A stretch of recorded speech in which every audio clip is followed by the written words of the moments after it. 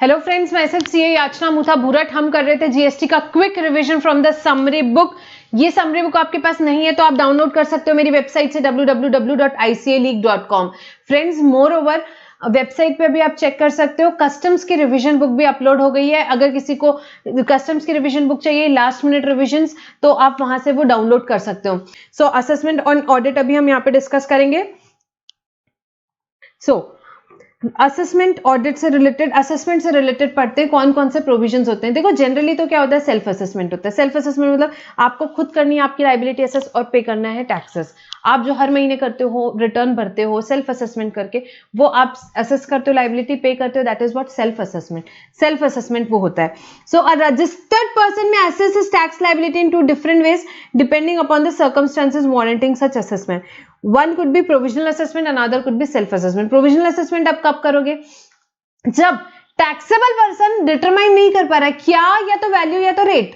So where the taxable person is unable to determine the value or the rate of tax applicable to goods or services both to be supplied by him, जिस case में वो value या rate या दोनों भी determine नहीं कर पा रहे हैं, उस केस में बेटा असेसमेंट कैसे होगा? उस केस में बेटा असेसमेंट होगा प्रोविजनल असेसमेंट। बाकी सारे केसेस में असेसमेंट कैसे होगा? Self assessment. सारे केसेस में self assessment. For this, taxable person shall furnish an application along with documents in support of his request. उसे कुछ documents वगैरह submit करने रहेंगे। The proper officer, after calling for additional information and documents if required, issue an order indicating additional information वगैरह बुलाएगा officer, और उसके बाद क्या करेगा? वो ऑर्डर इशू करेगा। किससे regarding? Issue an order indicating therein value or rate or both on the basis of which assessment is to be allowed on provisional basis. Officer उसे बताएगा कि अच्छा ठीक है, ये वैल्यू अडॉप्ट कर लो या ये रेट आप यहाँ पे ले सकते हो। Amount for which the bond is to be executed and security to be furnished. आप प्रोविजनल असेसमेंट के लिए ऑफिसर के पास जाते हो, आपने ऑफिसर को एप्लीकेशन की, डॉक्यूमेंट्स दिया, आपने ऑफिसर को बोला कि यार आप मेरे को प्रोविजनल असेसमेंट करके दो, मुझे वैल्यू नहीं समझ में आ रही है, रेट क्या लूँ वो नहीं समझ में आ रहा। तो ऑफिसर ने बोला ठीक है, ओके, मैं डिटरमाइन करता हूँ। ऑफिसर डॉक्यूमेंट्स बुलाएगा, डिटरमाइन करेगा, आपको वैल्यू बताएगा या रेट बताएगा, या दोनों भी चाहिए तो दोनों भी बताएगा, और आपको बताएगा कि भाई इतने अमाउंट का बॉन्ड या सिक्योरिटी यहाँ पे आपको बॉन्ड एग्जीक्यूट करना है, तो वो बॉन्ड आपको एग्जीक्यूट करना पड़ेगा। ठीक है। सो और असेसमेंट कौन कौन से टाइप के होते हैं ये तो देखो, ये जो टैक्सेबल पर्सन करवाएगा अपना provisional assessment, self assessment. Then there are 3 types of assessment which will be conducted by tax authorities. Tax authorities आपका स्क्रूटनी असेसमेंट कर सकती है, सब हम अभी थोड़ा डिटेल में आगे पढ़ेंगे, या बेस्ट जजमेंट असेसमेंट कर सकती है, समरी असेसमेंट कर सकती है। स्क्रूटनी असेसमेंट कब होगा? To make the assessment on selective basis of taxable person who have filed return under section 39। selective basis पे गवर्नमेंट को ऐसा लगता है कि भाई स्क्रूटनी रिटर्न जैसे 4000 रिटर्न है, तो उन्होंने कोई क्राइटेरिया लिया, कुछ 500 रिटर्न सेलेक्ट किए, कुछ 5 रिटर्न सेलेक्ट किया और उनका स्क्रूटनी असेसमेंट किया। ठीक है, कुछ डिफॉल्ट मिला तो वो आगे प्रोसीड करेंगे, अदरवाइज क्लोज करेंगे। तो स्क्रूटनी असेसमेंट आप सबको पता है। Then best judgement assessment, non filer of return under section 39 और under section 45 regarding final return. मतलब नॉन फाइलर ऑफ रिटर्न मतलब रजिस्टर्ड पर्सन है बट रिटर्न फाइल नहीं कर रहा है। रजिस्टर्ड पर्सन है बट रिटर्न फाइल नहीं कर रहा है, ऑफिसर ने उसे बोल दिया फिर भी रिटर्न फाइल नहीं कर रहा है, तो ऑफिसर क्या करेगा? फिर उसका बेस्ट जजमेंट असेसमेंट करेगा। या unregistered person liable to pay tax. भाई आप टैक्सेबल पर्सन हो बट आप अनरजिस्टर्ड हो, मतलब आपको रजिस्ट्रेशन लेना चाहिए था जीएसटी में पर आपने रजिस्ट्रेशन नहीं लिया।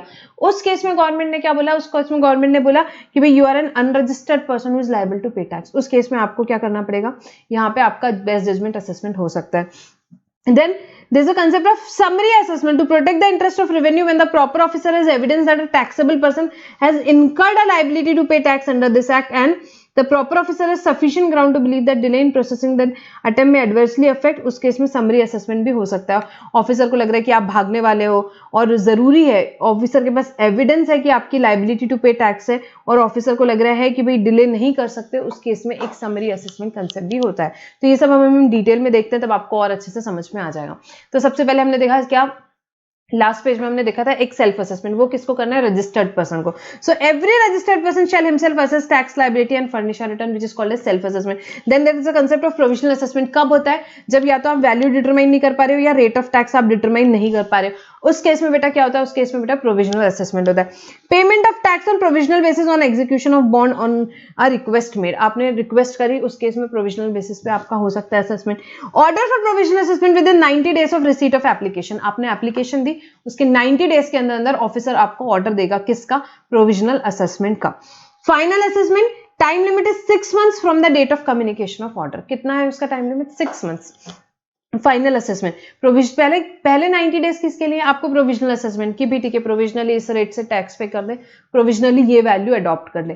व्हाट इज फाइनल असेसमेंट बेटा, 6 मंथ्स के अंदर from the date of communication of order, आपका प्रोविजनल असेसमेंट का जो ऑर्डर दिया उसके 6 महीने के अंदर अंदर ऑफिसर को आपका असेसमेंट फाइनल करना है, आपकी वैल्यू फाइनलाइज करनी है, आपका रेट फाइनलाइज करना है। फर्दर एक्सटेंशन है, हाँ जी है, अगर ज्वाइंट या एडिशनल कमिश्नर करता है तो 6 मंथ्स का फर्दर है एंड 4 इयर्स का कमिश्नर कर सकता है। तो इन ऑल देखो प्रोविजनल असेसमेंट कितने दिन में फाइनल हो सकता है बेटा, 5 इयर्स में। फर्स्ट 6 मंथ्स जो है पहले आपको फाइनल असेसमेंट करने का टाइम दिया, जो ऑफिसर है प्रॉपर ऑफिसर उसको, प्लस 6 मंथ्स का extension, joint commissioner additional commissioner यहाँ पे दे सकते हैं उसका एक्सटेंशन। देन उसके बाद 4 इयर्स का एक्सटेंशन कौन दे सकता है, उसके बाद के 4 इयर्स का एक्सटेंशन दे सकता है यहाँ पे कमिश्नर। तो इन ऑल टोटल क्या है 5 इयर्स। 5 इयर्स के टाइम पीरियड के अंदर अंदर प्रोविजनल असेसमेंट को फाइनलाइज किया जा सकता है। Maximum time limit provisional assessment की क्या रहेगी, 5 इयर्स। अगर शॉर्ट पेमेंट किया है, कब आपने प्रोविजनल असेसमेंट के टाइम शॉर्ट पेमेंट किया, फाइनल असेस लायबिलिटी आपकी ज्यादा आई, तो क्या आपको इंटरेस्ट पे करना पड़ेगा, हाँ जी करना पड़ेगा। रेट क्या है मैम, 18%। कब से, first day after the due date till the date of actual payment, जो आपका एक्चुअल ड्यू डेट था वहां से लेकर के आपको जब आप पेमेंट करते हो तब तक के का पेमेंट करना है, along with interest at the rate of 18%। और अगर एक्सेस पे किया है तो आपको रिफंड मिलेगा अलॉन्ग विद इंटरेस्ट। रेट क्या रहेगा आपका 6%। बट कब से, जब गवर्नमेंट को इंटरेस्ट लेना है तो 18%, कब से, ड्यू डेट के नेक्स्ट डे से till the date of payment. जब इंटरेस्ट देना है तो रेट क्या रहेगा बेटा 6%। After the expiry of what 60 days from the receipt of application till the date of payment. After the date of receipt of application till the date of payment आपको यहाँ पे क्या रहेगा 6% रहेगा रेट, 6% रेट यहाँ पे रहेगा। देन स्क्रूटिनी ऑफ रिटर्न, ये किस चीज से रहेगा, सेल्फ असेसमेंट देखा, प्रोविजनल असेसमेंट देखा, प्रोविजनल असेसमेंट का यहाँ पे 6% रेट। जब आपको गवर्नमेंट को रिफंड देना रहेगा तो रेट क्या रहेगा 6%। कब, 60 दिन खत्म होने के बाद में, एप्लीकेशन आने के till the date of payment. Then scrutiny of returns, हम जो देख रहे थे यहाँ पे स्क्रूटिनी देखा था हमने, कब देख करते हैं हम स्क्रूटिनी, सिलेक्टिव बेसिस पे टैक्सेबल पर्सन की स्क्रूटिनी रिटर्न्स की जाती है। Scrutiny of returns, in order to verify the accuracy of return the proper officer may examine return and seek explanation. यहाँ पे अगर आपकी वेरीफाई करनी क्या, रिटर्न की accuracy, in order to verify what accuracy of return and the proper officer may examine the return and seek explanation. If no explanation is offered is acceptable, no further action. अगर आपका कोई explanation proper नहीं है तो क्या होगा, कोई action नहीं लिया जाएगा। But if in no adequate explanation is offered या कोई scrutiny return, in order to verify the accuracy of return, proper officer आपका एग्जामिन कर सकता है रिटर्न। एक्सप्लेनेशन बराबर है तो कोई फर्दर एक्शन नहीं होंगे, बट एक्सप्लेनेशन बिल्कुल बराबर नहीं है तो फिर प्रॉपर ऑफिसर क्या करेगा, इनमें से कोई भी सेक्शन 65, 66 जो भी हैं आपके 67, 73, 74 में कर सकता है एक्शन जो भी आगे हैं। क्या एक्शन है इन सेक्शंस के अंदर, या तो आपका वो ऑडिट कंडक्ट करेगा या किसी को डायरेक्ट करेगा, स्पेशल ऑडिट के सीए को, सीएमए को, या अंडरटेक करेगा procedure of inspection, search, seizure या कोई और proceedings for determination of tax. इसमें से वो कोई भी चीजें कर सकता है फर्दर एक्शन में। ठीक है, दिस इज रिगार्डिंग व्हाट बेटा, this is regarding scrutiny of returns. इसके बाद assessment of non filers of return, मतलब आप रजिस्टर्ड हो और आप रिटर्न फाइल नहीं कर रहे हो, आप रजिस्टर्ड हो आप रिटर्न फाइल नहीं कर रहे हो। So if return is not furnished even after the service of notice, proper officer shall assess the liability within a period of 5 years from the date specified for furnishing of annual return. आपको return file करना चाहिए, आपने return file नहीं किया, officer ने आपको notice भेजा, उसके बाद भी आपने रिटर्न फाइल नहीं किया, तो ऑफिसर फिर क्या करेगा भाई, आपका बेस्ट जजमेंट असेसमेंट कर देगा। क्या टाइम लिमिट है बेस्ट जजमेंट असेसमेंट की, जो भी आपकी ड्यू डेट फर्निशिंग रिटर्न है, जो भी फॉर एग्जांपल रिटर्न फर्निश कब करना होता है, annual return 31 December of the succeeding year, तो 18-19 का आपको रिटर्न कब फाइल करना चाहिए था, 31 दिसंबर 2019 को एनुअल रिटर्न।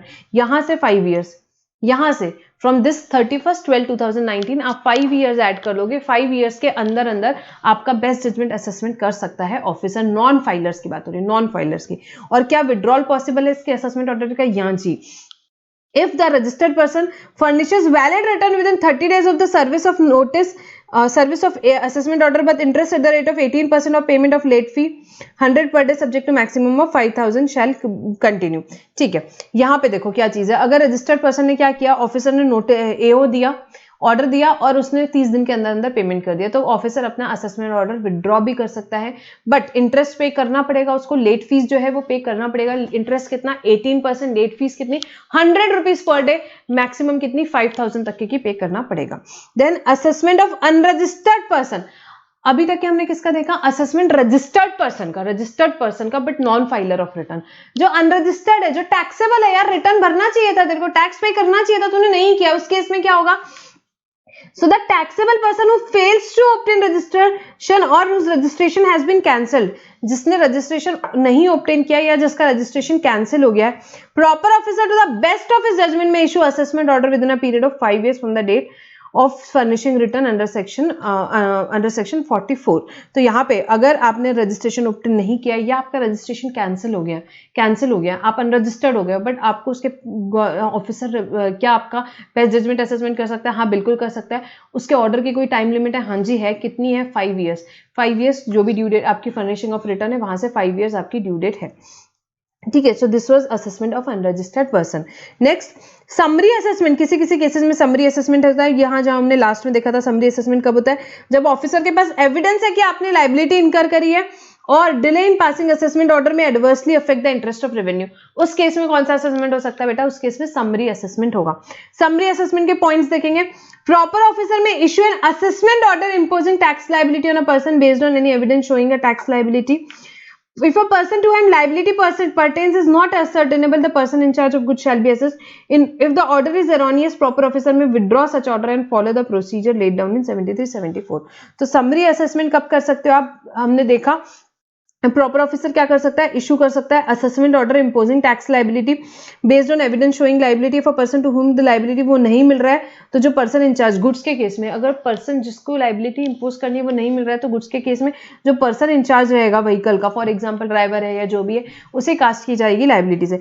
अगर ऑर्डर एरोनियस है तो प्रॉपर ऑफिसर के पास विड्रॉल का पावर है। एग्जाम में ऐसा क्वेश्चन आया हुआ है, आ सकता है कि भाई किस किस केस में यहाँ पे आपकी जो असेसमेंट्स हैं, हमने जो डिफरेंट टाइप के असेसमेंट्स देखे विड्रॉ हो सकते हैं। तो दो केसेस में हमने देखे विड्रॉल पॉसिबल है, एक तो समरी असेसमेंट का विड्रॉल पॉसिबल है और सेकंड हमने देखा था यहाँ पे जो बेस्ट जजमेंट असेसमेंट हुआ था, असेसमेंट ऑफ नॉन फाइलर्स, उस केस में विड्रॉल ऑफ असेसमेंट पॉसिबल है। ये दो असेसमेंट्स। बाकी हमने कौन कौन से असेसमेंट देखे?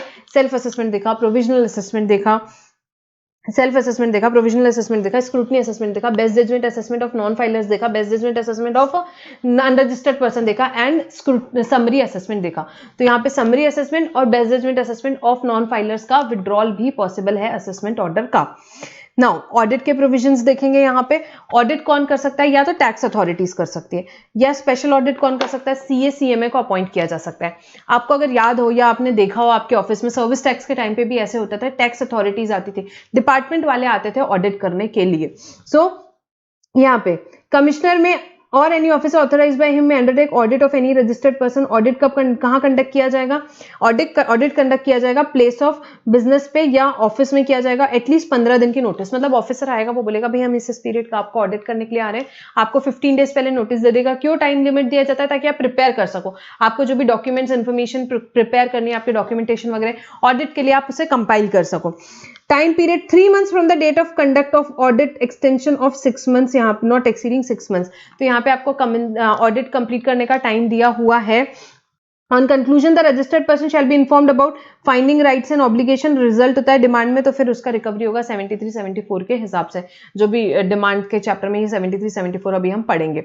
तो दिस इज रिगार्डिंग वो टैक्स अथॉरिटीज आपके यहाँ पे ऑडिट कर सकती है आकर के, ऑडिट बाय टैक्स अथॉरिटीज। और ऑडिट कौन कर सकता है? Special audit at any stage of scrutiny, inquiry, investigation. अगर असिस्टेंट कमिश्नर को ऐसा लगता है कि वैल्यू बराबर नहीं बताई है या क्रेडिट बिल्कुल टाइम बराबर नहीं लिया है, तो वो किसको नॉमिनेट कर सकता है? वो सीए या सीएमए, चार्टर्ड अकाउंटेंट या कॉस्ट मैनेजमेंट अकाउंटेंट को नॉमिनेट कर सकता है। और टाइम पीरियड क्या है ऑडिट कंप्लीट करने का? 90 डेज में कंप्लीट करना है आपको audit. 90 days, further extension 90 days का और दिया जा सकता है। Audit will be conducted even if the accounts has already been audited. अगर ऑडिट हो गया है तो भी ऑफिसर को ऐसा लगता है नहीं कुछ तो गड़बड़ है, कुछ inquiry investigation is required, in that case he can direct for the special audit by CA or CMA, or if it results in demand of tax then it should be recovered as per the provisions of what 73-74 के provisions के हिसाब से इसका recovery होगा।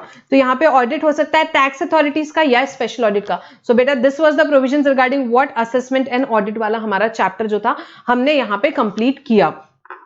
छोटा सा chapter है, इसमें जो प्रोविजंस हमने पढ़े वही ज्यादा इंपॉर्टेंट है, ठीक है। So friends will stop our discussion over here. Summary book of customs have been uploaded, you can download that. Along with that GST customs के question bank, list of important sections जो green में mark किए हुए हैं वो वहां पे आप ले सकते हो। वेबसाइट पे आपको क्या क्या मिलेगा?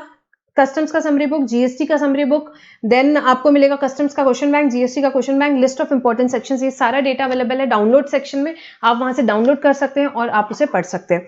ठीक है friends, so will stop our discussion over here and next lecture जो कि हम लेंगे वो किससे रिगार्डिंग रहेगा, डिमांड एंड रिकवरी का एक डिस्कशन रहेगा, छोटा सा डिस्कशन, इंपॉर्टेंट प्रोविजन 73-74 के हम यहाँ पे डिस्कस करेंगे इन द नेक्स्ट वीडियो।